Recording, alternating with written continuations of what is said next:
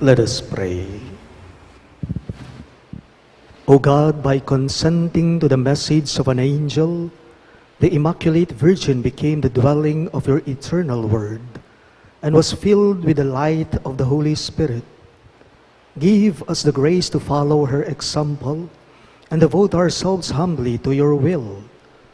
We ask this through our Lord Jesus Christ, your Son, who lives and reigns with you in the unity of the Holy Spirit, one God, forever and ever. Amen.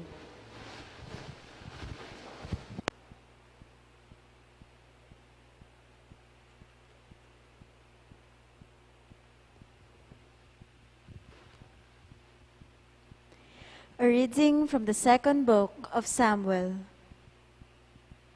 When King David was settled in his palace, and the Lord had given him rest from his enemies on every side, he said to Nathan the prophet, "Here I am living in a house of cedar, while the ark of God dwells in a tent."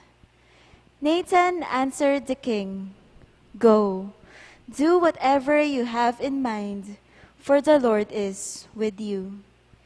But that night the Lord spoke to Nathan and said, "Go, tell my servant David, thus says the Lord, should you build me a house to dwell in? It was I who took you from the pasture and from the care of the flock to be commander of my people Israel. I have been with you wherever you went, and I have destroyed all your enemies before you. And I will make you famous like the great ones of the earth. I will fix a place for my people Israel. I will plant them so that they may dwell in their place without further disturbance. Neither shall the wicked continue to afflict them as they did of old, since the time I first appointed judges over my people Israel. I will give you rest from all your enemies. The Lord also reveals to you that he will establish a house for you. And when your time comes and you rest with your ancestors, I will raise up your heir after you, sprung from your loins, and I will make his kingdom firm. I will be a father to him, and he shall be a son to me. Your house and your kingdom shall endure forever before me. Your throne shall stand firm forever." The word of the Lord. Thanks be to God. We join the choir and sing the responsorial psalm, "Forever I will sing the goodness of the Lord."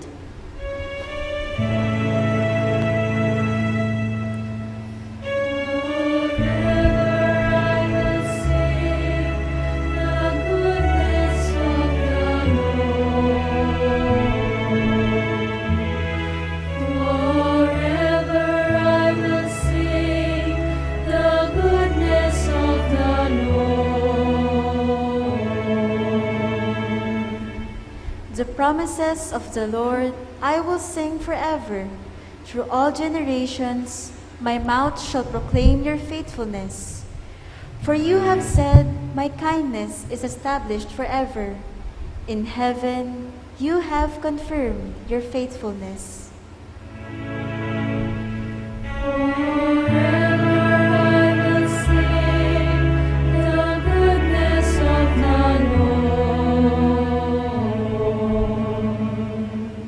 I have made a covenant with my chosen one.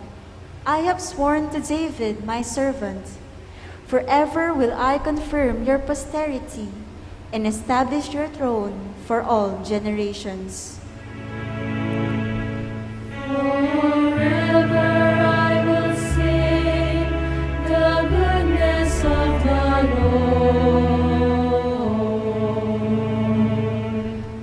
He shall say of me, you are my Father, my God, the rock, my Savior. Forever I will maintain my kindness toward him, and my covenant with him stands firm. Forever I will sing the goodness of the Lord. Forever I will sing the goodness of the Lord.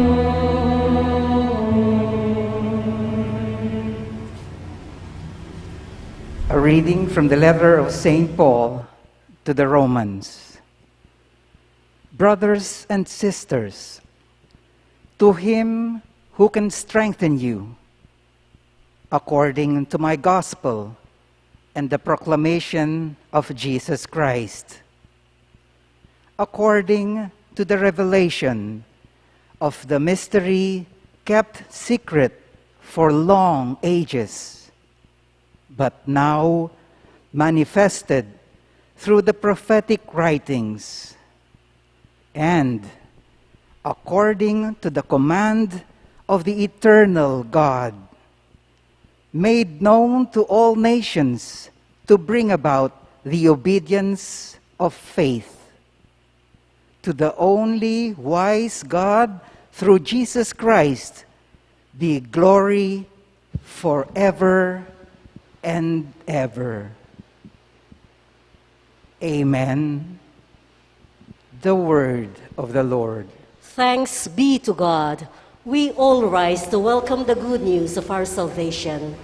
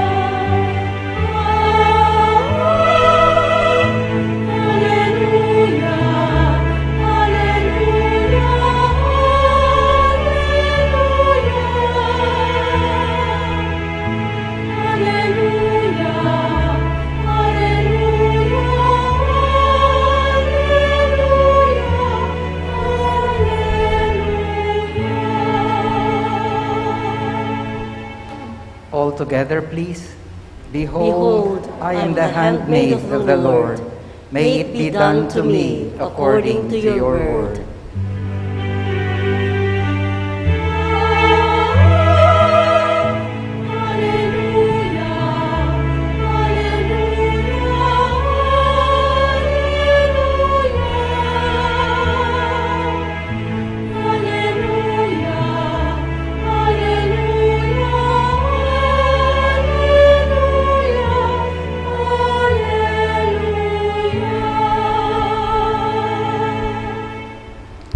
The Lord be with you.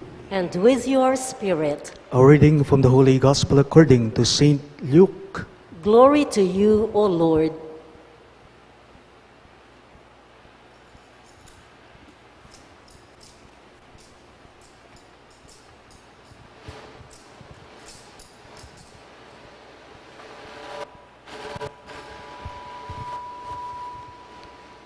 The angel Gabriel was sent from God to a town of Galilee called Nazareth, to a virgin betrothed to a man named Joseph of the house of David.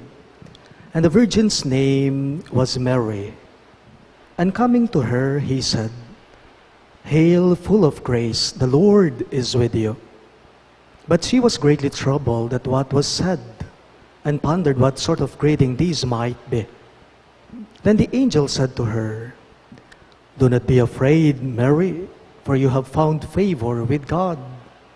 Behold, you will conceive in your womb and bear a son, and you shall name him Jesus. He will be great and will be called Son of the Most High. And the Lord God will give him the throne of David his father, and he will rule over the house of Jacob forever, and of his kingdom there will be no end." But Mary said to the angel, "How can this be, since I have no relations with a man?" The angel said to her in reply, "The Holy Spirit will come upon you, and the power of the Most High will overshadow you. Therefore the child to be born will be called Holy, the Son of God. And behold, Elizabeth, your relative, has also conceived a son in her old age, and this is the 6th month for her who was called barren, for nothing will be impossible for God." Mary said, "Behold, I am the handmaid of the Lord. May it be done to me according to your word." Then the angel departed from her. Sisters and brothers in Christ, the good news of our salvation. Praise to you, Lord Jesus Christ.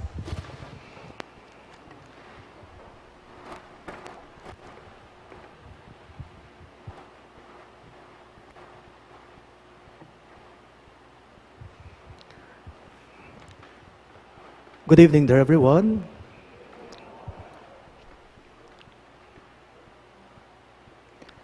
We are now on the 4th Sunday of Advent and our 5th day for our Misa de Gallo or Simbang Gabi. Ewan ko lang po kung nakita nila sa YouTube, kung napanood nila sa YouTube, itong napanood ko.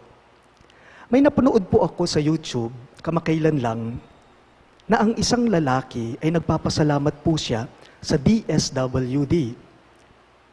Dahil po sa ibinigay nilang ayudang 8,000. Instead of 8,000, instead of 8,000, it became 8,000. Sabi po nitong lalaking nagpapasalamat sa DSWD nagbigay ng ayudang 8,000. Magandang araw po. Nagpapasalamat lang po ako sa DSWD sa ibinigay nilang ayudang 8,000.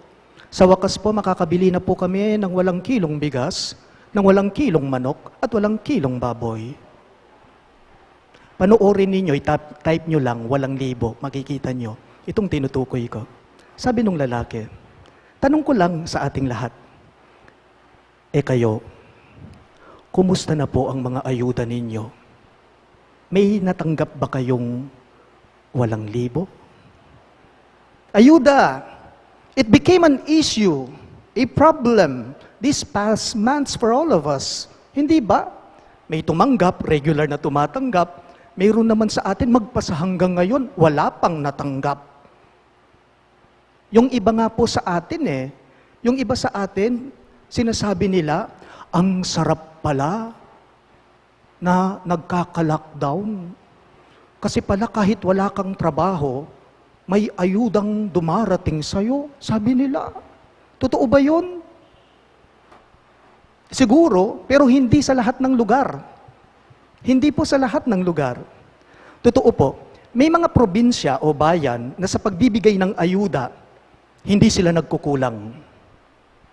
Kapag may dumarating na ayuda, siguradong tatanggap sila sa kanila sagana. May alam nga po ako may nabalitaan ako Dahil regular silang tumatanggap ng ayuda, nakapagpatayo na sila ng sari-sari store nila. Natatandaan ko lang po, kung hindi ako nagkakamali, buwan ng Mayo, May 7, bumisita po ako sa dati kong parokya, sa Santo Rosario, Pau. Pero hindi mismo sa sentro, sa isang sakop na baryo ng Pau. Kasi po, inimbitahan ako ng isang EMDC ko sa dati kong parokya, sa baryo nila. That was May 7, piyesta sa kanila, sa De La Paz, San Simon, sa Pulo. Sabi po niya sa akin, Among, may okasyon, pero wala naman pong selebrasyon.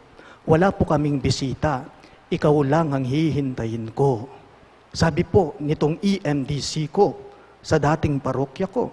Alam po ninyo, pagdating ko sa kanila, sige, ako lang ang bisita, kumain ako. That was lunchtime. After kong kumain, sige, kwentuhan.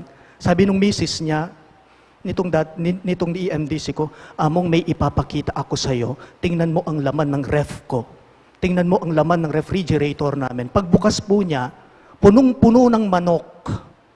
Yung ref nila. Ngayon pala, araw-araw may nagbibigay ng manok sa kanila. Marahil nagsisimba ngayon, yung mga nasa dati kong parokya, alam nila ito.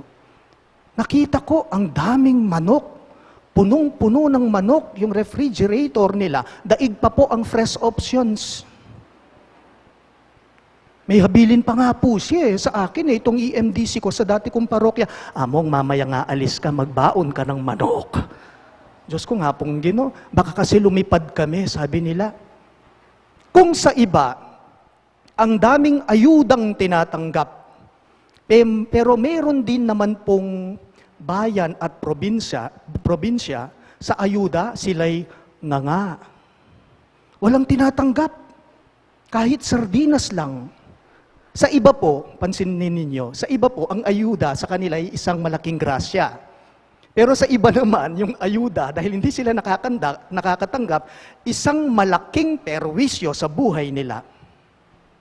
Kung ang ayuda sa iba, isang malaking grasya, sa iba naman po, ang ayuda sa kanila ay perwisyo sa buhay nila. Dahil wala silang tinanggap. Magpasa hanggang ngayon, wala silang tinatanggap. Sa ebanghelyo po natin ngayong ikalimang araw na ng ating pagsisimbang gabi, si Maria, may bumisita sa kanya na taga DSW din po, upang magbigay ng ayuda sa kanya. And what's the name of this social worker? Gabriel. Gabriel. He said to Mary, Hail Mary, full of grace, the Lord is with you, he said. At napansin po ninyo sa ating pagbasa ngayong linggong ito, ngayong ikalimang linggo, ay ika-4 na linggo rather, ng Adviento, ikalimang araw ng ating Misa de Gallo, napansin po ninyo sa pagbasa natin, dahil hindi po nakahanda si Maria, nagulumihanan siya. The Gospel said, she was greatly troubled at what was said and pondered what sort of greeting this might be. And this is the very reason why the angel Gabriel said to her, Behold, do not be afraid, Mary, for you have found favor with God. You will conceive in your womb and bear a son, and you shall name him Jesus. Sa sarili nating pananalita, siguro po ganito lang ang sinabi ng Anghel Gabriel kay Maria. O Maria, napakaswerte mo naman, ikaw na, may nanalo na, uwian na. Yan ang ayuda mo. Pero habilin lang Maria, sabi ng taga DSWD ang anghel. Pero habilin lang sa'yo, Maria, ang ayuda mo, Jesus ang ibibigay mong pangalan dyan. Sabi niya. Ako naniniwala po ako, noong una, marahil po si Maria, ang ayudang tinatanggap niya, marahil inisip din niya nung una na isang malaking perwisyo o abala din to sa kanya. Bakit? Kasi nabahala siya, natakot din siya, nagulumihanan siya. Kaya nga po nagtanong siya. Nagtanong si Maria sa anghel. Anong tanong niya? How can this be since I have no relations with a man? Sabi niya, sigurado ka ba? Sigurado ka ba na ikaw na taga DSWD, ikaw na anghel? Sigurado ka ba na sa akin ang ayudang yan? Para sa akin ba talaga yan? Yun yung tanong ni Maria. At sa huli, ano pong sinabi ng Anghel Gabriel sa kanya?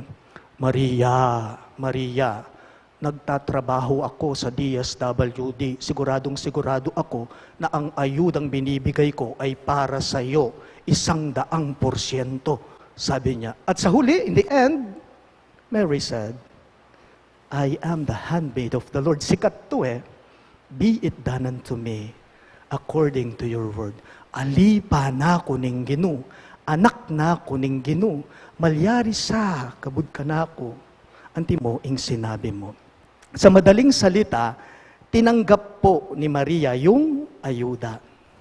Sa madaling salita, tinanggap ni Maria ng buong puso yung ayudang ipinagkakaloob sa kanya.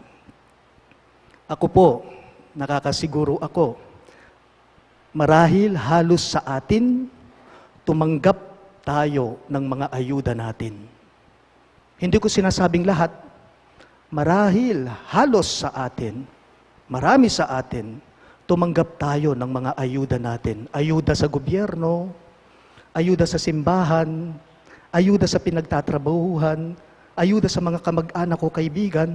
Di bale kung ayuda yan, maliit man o malaki man yan, di bale kung sardinas o bigas yan o pera yan, ang mahalaga dito sa ayudang tinanggap mo, tulad ni Maria, tingnan mo sana ito na isang malaking grasya, isang malaking biyaya. You know the English term for ayuda? The English word for ayuda is stimulus. Sa Amerika po, ang tawag nila sa ayuda ay stimulus. Stimulus, which means something that evokes action. Tulong para makatulong. Tulong upang maghatid ng tulong. Stimulus needs reaction. Kung tumanggap ka ng grasya, kung tumanggap ka ng ayuda, kung tumanggap ka ng biyaya, ito sa mabuti gamitin mo sana. Ito sa mabuti gamitin mo sana. Remember, stimulus entails response. Stimulus entails response. Tulad sana po ni Maria, na tumanggap ng napakalaking ayuda sa langit, sana po ngayong Pasko, tayo din po, ay magsilbing ayuda, grasya at biyaya sa ating kapwa. Please all rise. We now profess our faith. I believe in one God, the Father Almighty, maker of heaven and earth, of all things visible and invisible. I believe in one Lord Jesus Christ, the only begotten Son of God, born of the Father before all ages, God from God, light from light, true God from true God, begotten, not made, consubstantial with the Father, through him all things were made. For us men and for our salvation, he came down from heaven, and by the Holy Spirit was incarnate of the Virgin Mary and became man. For our sake he was crucified under Pontius Pilate. He suffered death and was buried, and rose again on the third day in accordance with the Scriptures. He ascended into heaven and is seated at the right hand of the Father. He will come again in glory to judge the living and the dead, and his kingdom will have no end. I believe in the Holy Spirit, the Lord, the giver of life, who proceeds from the Father and the Son, who with the Father and the Son is adored and glorified, who has spoken through the prophets. I believe in one holy, Catholic, and Apostolic Church. I confess one baptism for the forgiveness of sins, and I look forward to the resurrection of the dead and the life of the world to come. Amen. As the day of the Savior's coming draws near, let us now intensify our prayers and, like Mary, open our hearts to our Heavenly Father. In every petition you shall respond, God, source of our joy, listen to our prayer. All of us, please. God, source of our joy, listen to our prayer. Like the Virgin Mary, may the Church, the people of God, be ready to welcome Christ, the Savior, in their hearts this Christmas and share it joyfully with others, we pray. God, source of our joy, listen to our prayer.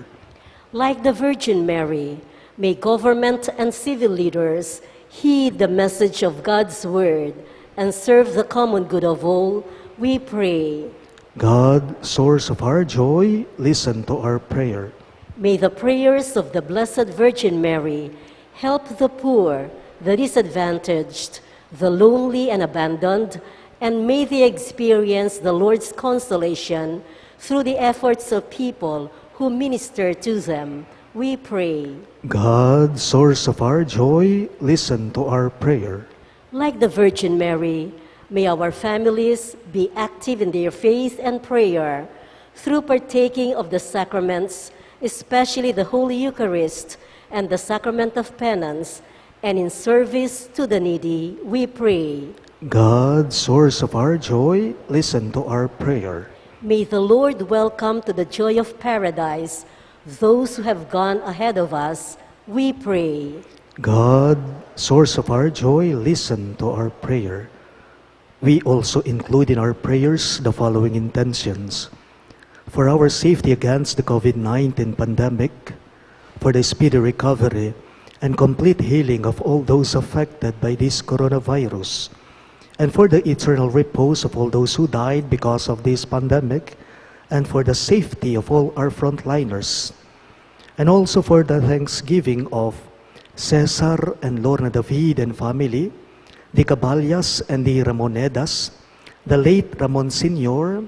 and Carol Ramoneda, the Soto and Pineda family, Rosario Reyes and family, Sardas and Luz Medina, Maria Lourdes Batan, Mr. and Mrs. Mario Pasion and family, Paule and Robledo family, Ambet and Deng Pangan and family, Christine Miguel, Paz Miranda and family, Ani Razon and family, Ramon Jr. and Roan Ramoneda, Mr. and Mrs. Mikey Salazar and family, Bong, Andre and Alice Galang, Sam Santos and family, Rolly and Eder Nicdao and family, Romeo Mercado and family, the Deramas family, and Lumen Yeung, for the birthday thanksgiving of Esel de Jesus and Lady Cristel de la Cruz, for the special intentions of Leila Abiog, Emilyn Guevara Angeles, Maribel Mandela,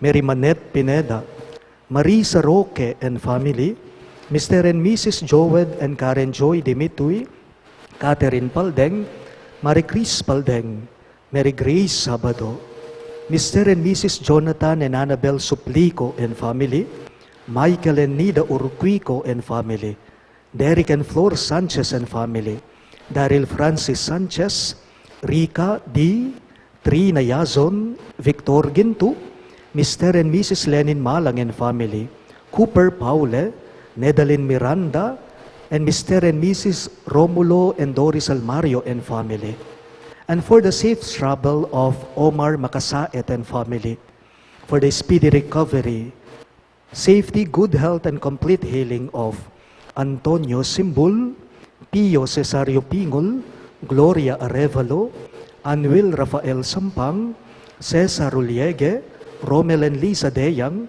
Jesus Navarro, Merla Mangalus, Nilo Udan, Elise Cruz, Christine and Jing Liwanag, Alvin Canlas, Esther Gangguangco, Cherry Cacnyo, Olga Mangalus, Gina Torno, Demetrio Simon, and all our sick relatives and friends, and for the eternal repose of the souls of Norma, Eusebio, Francisca, Annalino Campo, Lorenzo Diaz, Arnold Basco, Federico Imana Jr., Manuel Tongyo, Mark Louis Tongyo, Juanita Lagazon, Adolfo Cruz, Emiliano Sr., Celerina, Oscar Erese, Luis Gabriel, David Anselm del Rosario, Maria Paule, Nenita Manalo, Domingo Manalo, Danica Rosa Langad, Arsenia Reyes, Elvira Cabanayan, Jocelyn Pabalan, Fragmario Paule,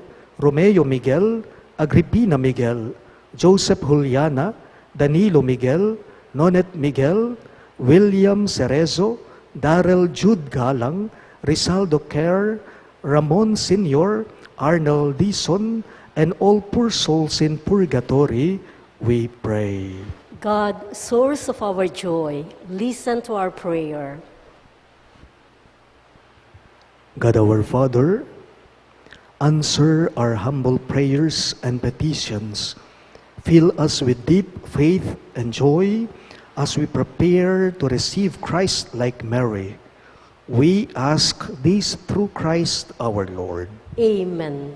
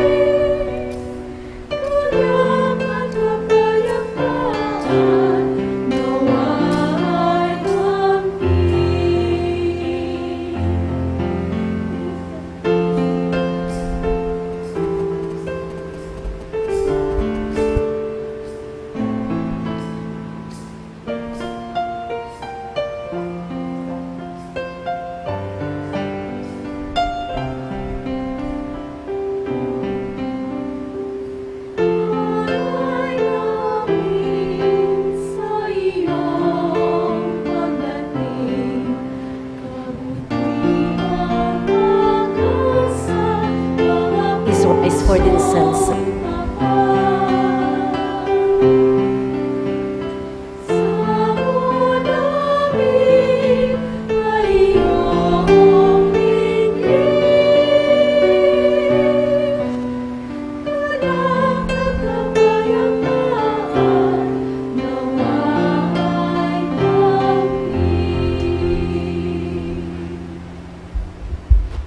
Pray, my dear friends, that my and your sacrifice may be acceptable to God, the Almighty Father.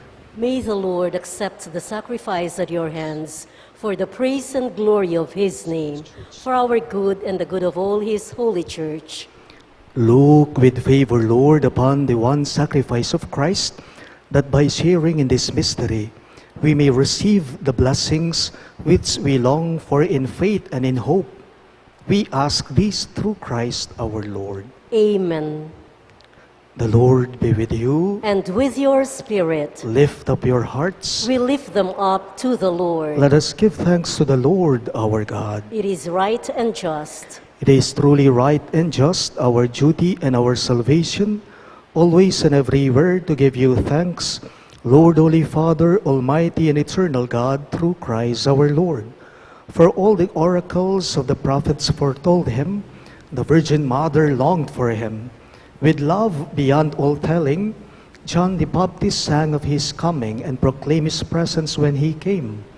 It is by his gift that already we rejoice at the mystery of his nativity, so that he may find us watchful in prayer and exultant in his praise. And so, with angels and archangels, with thrones and dominions, and with all the hosts and powers of heaven, we sing the hymn of your glory, as without end we all acclaim.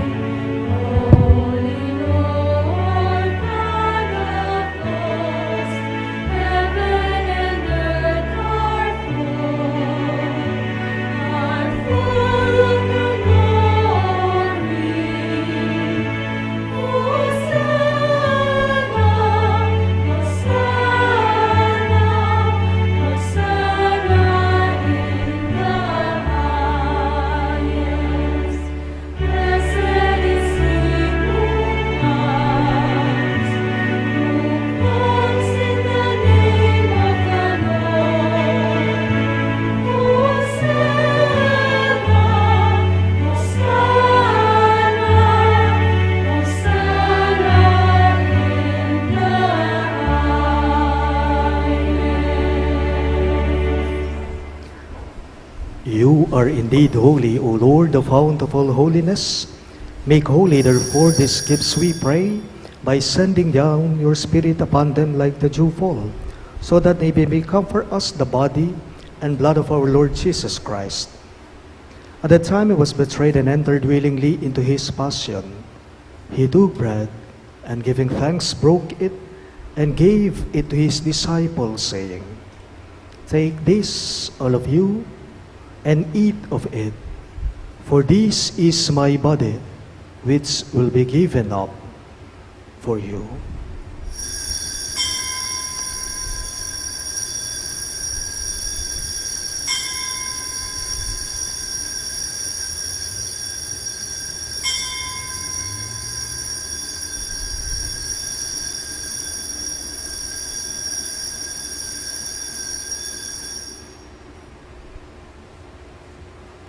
In a similar way, when supper was ended, he took the chalice, and once more giving thanks, he gave it to his disciples, saying, "Take this, all of you, and drink from it, for this is the chalice of my blood, the blood of the new and eternal covenant, which will be poured out for you and for many, for the forgiveness of sins.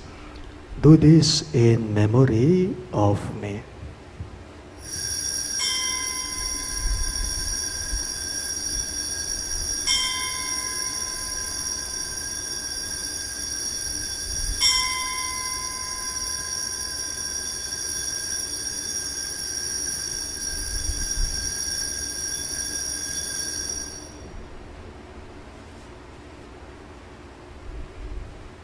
The mystery of faith.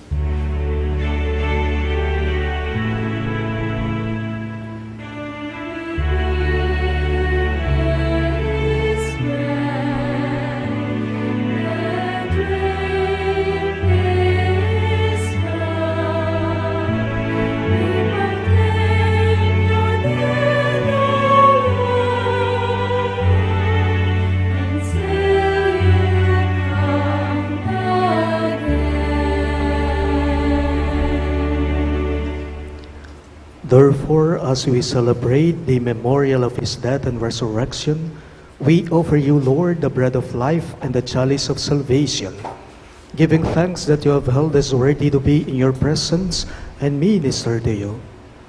Humbly we pray that partaking of the body and blood of Christ, we may be gathered into one by the Holy Spirit. Remember, Lord, your church spread throughout the world, and bring her to the fullness of charity, together with Francis, our Pope, Florentino, our Bishop, Pasiano, our Bishop Emeritus, and all the clergy. Remember your servant Norma, whom you have called from this world to yourself. Grant that she was united with your Son in a death like his, may also be one with him in his resurrection. Remember also our brothers and sisters who have fallen asleep in the hope of the resurrection, and all who have died in your mercy. Welcome them into the light of your face. Have mercy on us all, we pray, that with the Blessed Virgin Mary, Mother of God, with Saint Joseph, her most chaste spouse, with the blessed apostles, Saint Jude Thaddeus, our patron saint, and all the saints who have blessed you throughout the ages, we may merit to be co-heirs to eternal life, and may praise and glorify you through your Son, Jesus Christ.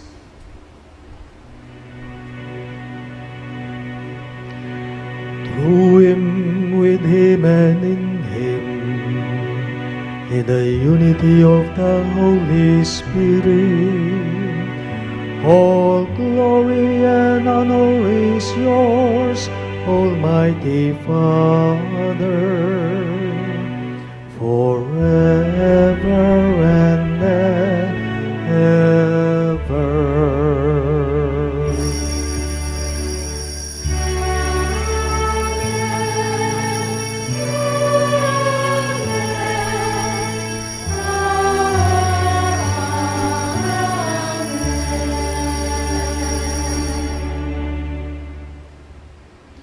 Let us now pray for the coming of the kingdom in the very words the Lord himself taught us.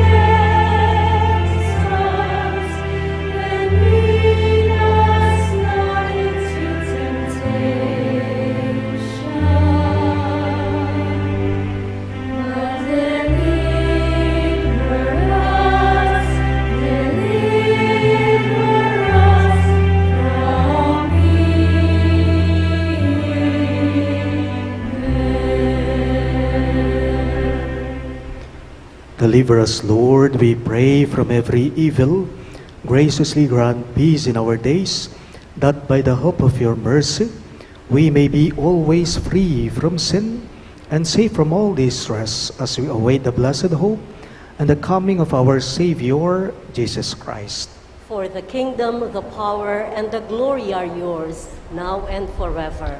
Lord Jesus Christ, who said to your apostles, "Peace I leave you, my peace I give you," look not on our sins, but on the faith of your church, and graciously grant her peace and unity in accordance with your will, who live and reign forever and ever. Amen. The peace of the Lord be with you always. And with your spirit. Let us offer each other the sign of peace. Peace be with you.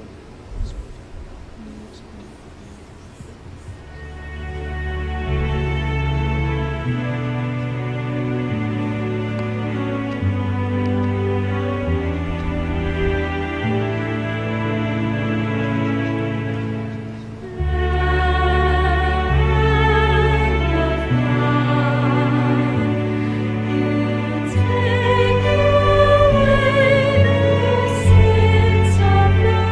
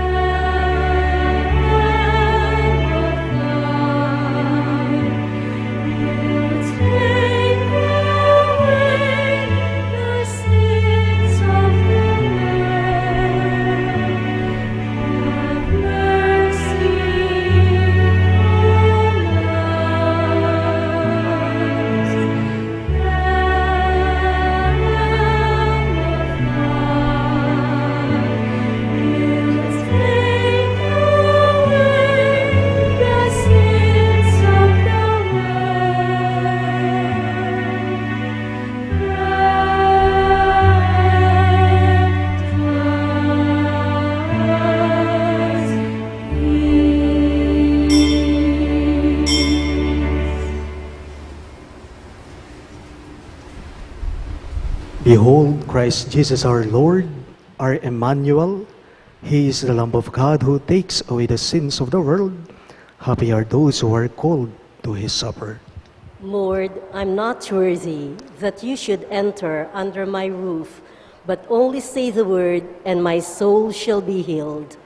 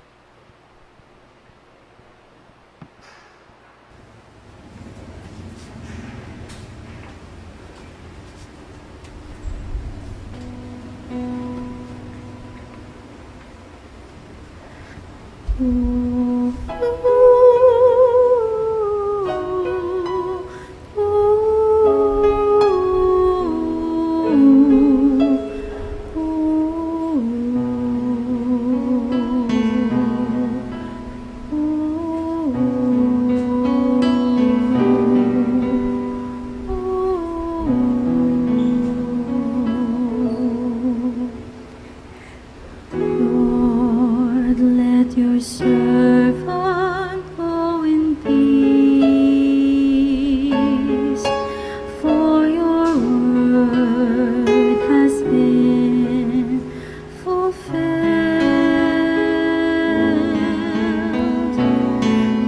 Lord, let your servant go in peace, for your word has been fulfilled. A child shall be born to the Virgin, and his name shall be called Emmanuel.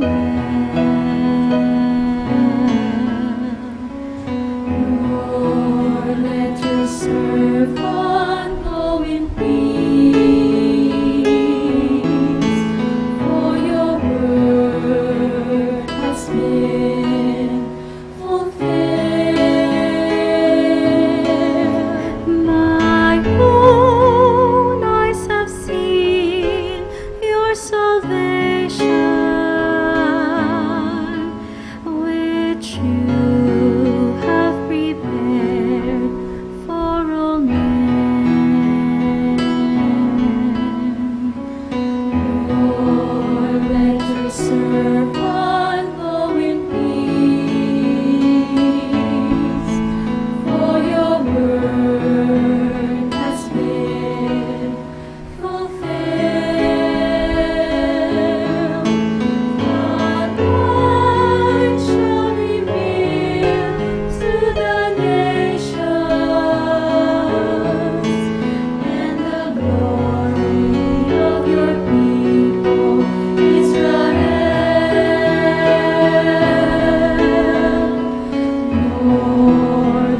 your servant go in peace,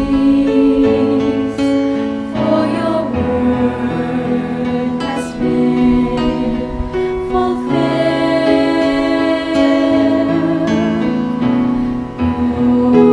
Let your servant go in peace, for your word has been fulfilled.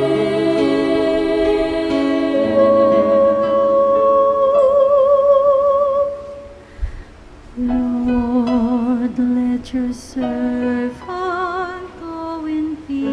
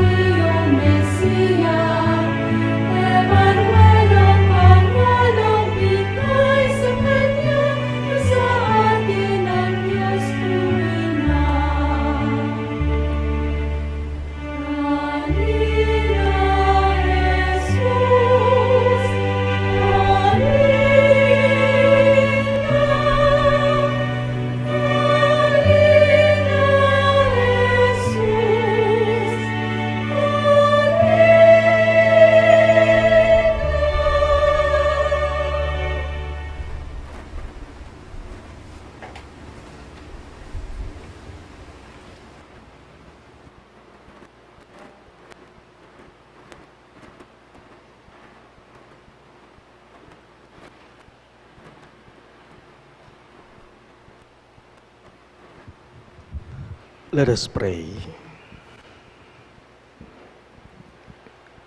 Lord God, defend with you divine power those whom you nourish with heavenly gifts, so that blessed by this sacrament we may rejoice in the peace which you alone can give. We ask this through Christ our Lord. Amen. Please be seated for the announcements. On behalf of our parish priest, Among Norman S. Arce, we would like to thank our sponsors and offerers in tonight's Mass, the EMDC, ANF, Apostoles, the residents of Cluster Phase 3, married couples, single parents, widowers, and widows. We thank the Saturday choir as well for providing the liturgical songs. For our dawn Mass at 5 tomorrow morning, December 20, we have the same group of sponsors and offerers as in tonight's Mass. The Kapampangan Choir will provide the liturgical music. For our lamak, we offer bath soap, shampoo, detergent soap, and toothpaste. For our Simbang Gabi at 7:30 tomorrow evening, December 20, our sponsors and offerers are the Biblia Rasal Group, Cluster Phase 4, the Youth and Pregnant Women. The SJMM Choir will provide the liturgical songs. We offer biscuits and candies for our lamak. May we also invite you, our parish community, to join us in these offerings. You may drop your offerings at the parish office should you opt to do so. All the lamak collected during the Misas de Gallo shall be distributed to our less fortunate brothers and sisters. Please be informed that tomorrow, Sunday, there are no masses at 7:30 in the morning and 5 o'clock in the afternoon, in view of our Misas de Gallo at 5 in the morning and 7:30 in the evening, respectively. Also be reminded that our Christmas Eve Mass is at 10 o'clock in the evening, and on Christmas Day, we celebrate Masses only in the morning at 7:30 and 9:30. Our New Year's Eve Mass is at 8 o'clock in the evening, and on New Year's Day, we celebrate Masses only in the morning at 7:30 and 9:30. Maraming salamat po. We all kneel for the Oratio Imperata.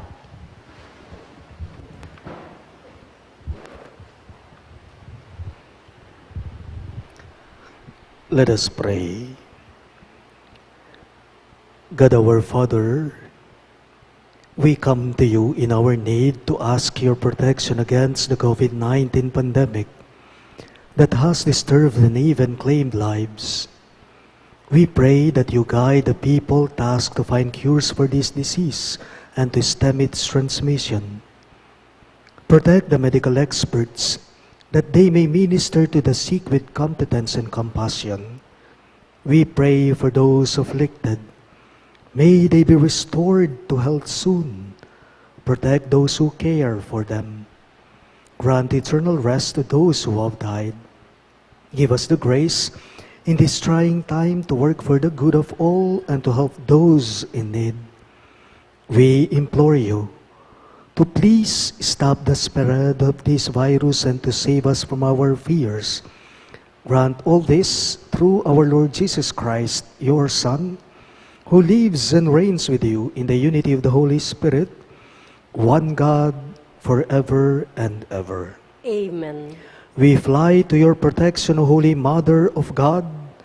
Do not despise our petition in our necessities, but deliver us always from all dangers, O glorious and blessed Virgin. Amen. Virgen de los Remedios, health of the sick, Pray for us. Saint Raphael the Archangel, Pray for us. Saint Joseph, Pray for us. Saint Jude Thaddeus, Pray for us. Saint Roch, Pray for us. Saint Lorenzo Ruiz, Pray for us. Saint Pedro Calungsod, Pray for us. Santo Cristo del Perdon. Have mercy on us.